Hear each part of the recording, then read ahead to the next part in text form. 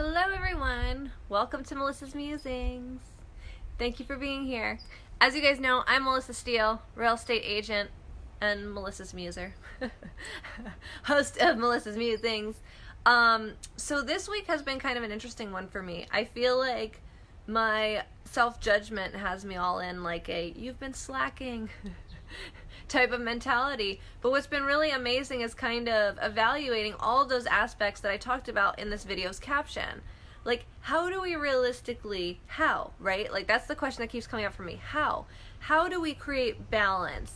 How do we take full responsibility for everything that we do in our life? How do we commit to doing all of these amazing, awesome goals without experiencing burnout? Like, how do we do all of these things? How do we make space? How do we have balance? How do we stretch our plate? Right? It's so easy. You hear all of these gurus like, yeah, just stretch the plate. Oh yeah, just take on some more. Oh, goal set. Oh, do this.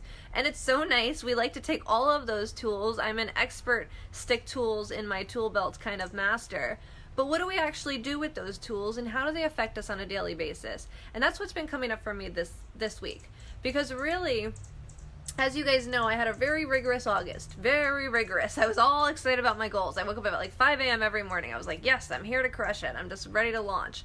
Then September, I felt like it was a wash. I don't know. I had burned myself out so much. And in August, I feel like with my early wake-ups, my late going to bed, my commitment to doing my goals, and while I felt amazing mentally, like I was so stoked on accomplishing my goals, I felt unstoppable. Like I felt like I was firing on all cylinders, but I was also experiencing burnouts. Like, it wasn't a perfect balance.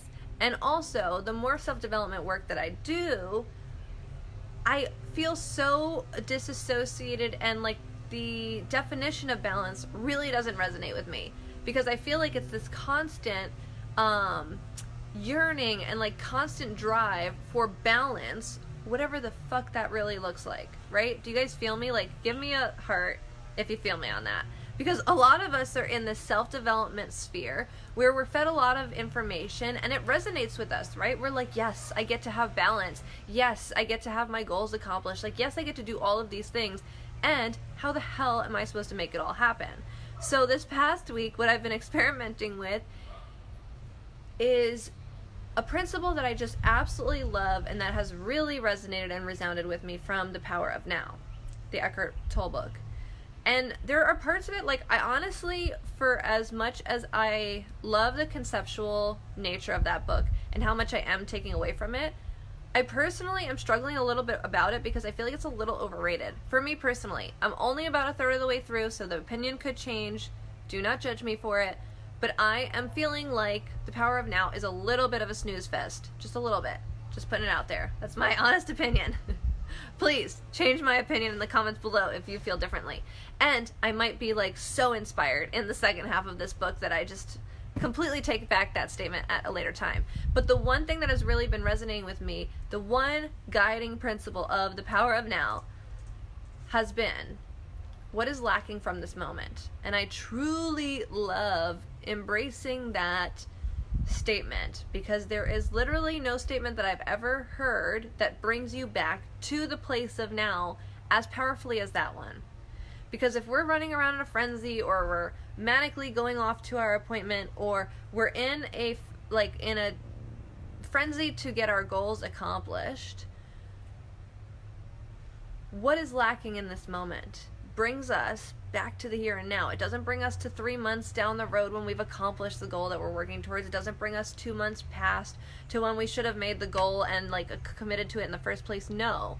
What is lacking in this moment brings us back to like right freaking here. What is lacking in this moment? There is no other space for bullshit, right? No filing cabinet full of shit to affect our decision. So, in the spirit of that, really bringing myself back to that, what is lacking in this moment, I have been playing slacker in a bunch of the habits that I have been really committed to up to this point. So for example, this past week, today I went to yoga for the first time in a week. The last time I went to yoga was last Tuesday, which is very unlike me. Last month, I literally went 25 times.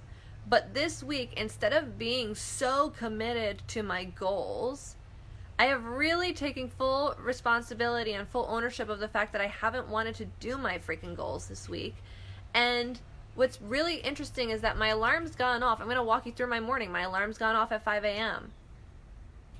What is lacking in this moment? More sleep. Okay, I want to sleep more. What does that look like for me? Okay, I'm going to go up and go to the bathroom. I'm going to get a drink of water. You know what? I'm going to evaluate this decision. I feel like in this moment, what's lacking for me in this moment is not that I want to get to yoga. It's that I want to go back to sleep. I want more sleep. Okay, so then I make the choice. I go back into bed. I get more sleep. I skip yoga. Then I wake up. I'm like feeling really refreshed, amazingly rested, rejuvenated.